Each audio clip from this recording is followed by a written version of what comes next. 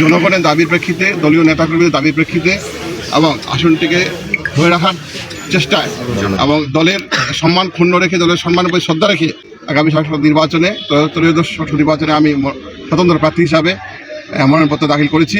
আগামী ত্রয়োদশ জাতীয় সংসদ নির্বাচনে আমরা জাতীয়বাদী দলের প্রতি সম্মান ও শ্রদ্ধা রেখে বলতে চাই যে আমি দলের প্রতি শ্রদ্ধা সম্মান রেখে আজকে স্বতন্ত্র প্রার্থী হিসাবে আগামী সংসদ নির্বাচনে মনোনয়ন দাখিল করলাম। আমরা দেখেছি এবং এই বিরল বছরগঞ্জে সাধারণ মানুষের আশা আকাঙ্ক্ষা প্রতিফলন ঘটার জন্য তাদের দাবির প্রেক্ষিতে আজকে আমাকে এই সংসদ নির্বাচনে স্বতন্ত্র প্রার্থী হিসাবে মনোনয়নপত্র দাখিল করতে হয়েছে।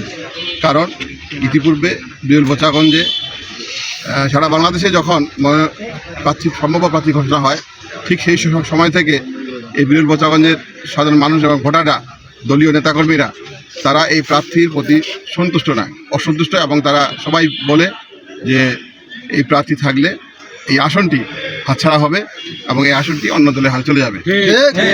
জনগণের দাবির প্রেক্ষিতে, দলীয় নেতাকর্মীদের দাবির প্রেক্ষিতে এবং আসনটিকে ধরে রাখার চেষ্টায় এবং দলের সম্মান ক্ষুণ্ণ রেখে, দলের সম্মানের প্রতি শ্রদ্ধা রেখে আজকে আমি বিরল বছরগঞ্জের সকল ভোটারের সশ্রদ্ধা রেখে এবং তাদের দাবি পূরণ করার জন্য আজকে 29 তারিখে আগামী সংসদ নির্বাচনে, ত্রয়োদশ সংসদ নির্বাচনে আমি স্বতন্ত্র প্রার্থী হিসাবে মনোনয়নপত্র দাখিল করেছি।